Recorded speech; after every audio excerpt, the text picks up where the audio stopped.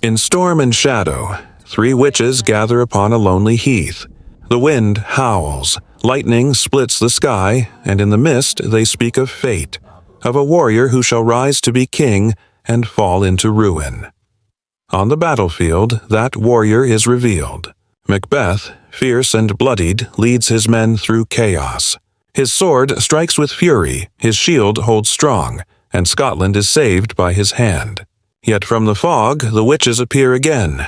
They hail him king to be, and whisper that Banquo's heirs shall reign after him. Ambition takes root. In the torchlit halls, Lady Macbeth seizes the prophecy. With piercing words, she urges her husband to claim the throne. Macbeth resists, torn by doubt until her will steals his own. Alone in the darkness, he hallucinates a dagger before him, dripping blood, guiding him toward Duncan's chamber. There, in silence, he murders his king.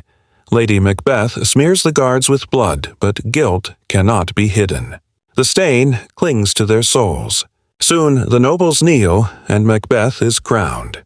Yet the crown sits heavy, for Banquo's line still threatens his reign.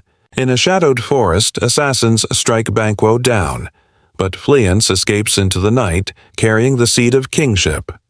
At a feast of triumph, Macbeth sees horror. Banquo's bloody ghost rises, taking its place at the table. His hollow eyes fix upon the murderer, damning him before all. The court whispers, the king trembles, and the crown grows heavier still. And Lady Macbeth, once fearless, she begins to break. She drifts through the castle halls by candlelight, scrubbing her hands in despair, crying for the blood that will never wash away. Madness consumes her.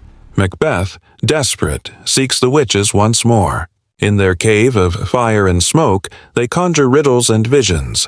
An armed head, a bloody child, a crowned child with a tree.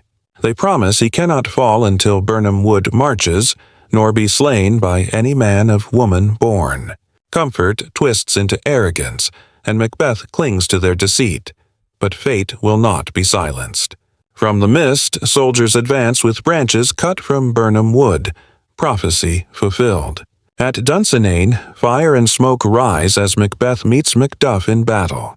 Steel clashes, sparks fly, and the tyrant learns the truth. Macduff was not born of woman, but torn from the womb.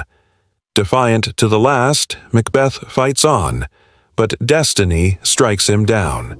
He falls, his sword slipping from his grasp, the crown rolling away into the dust. And as the storm breaks, sunlight pierces the sky. The tyrant is dead.